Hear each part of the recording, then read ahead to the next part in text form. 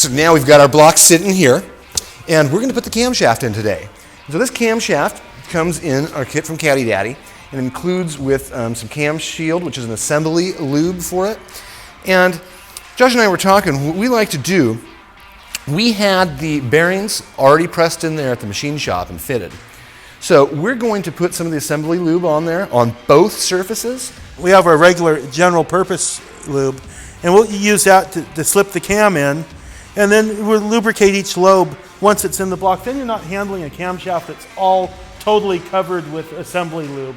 You only have it on the journals. It makes it a little bit easier to handle as you're trying to slip it in there and not be dinging up your new bearings.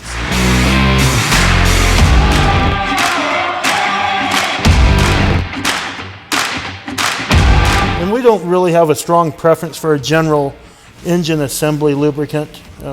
This is just stuff we got at the auto parts store that's down the street from our shop. And what it is, just we're getting it just not too heavy. You don't want to gob it on there, but you want to make sure it's consistent.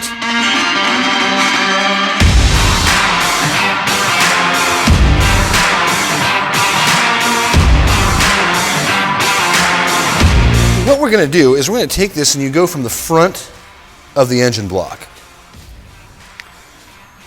And our consistent theme, having a friend, you just go slow. You get it in there because you don't want to ding those surfaces.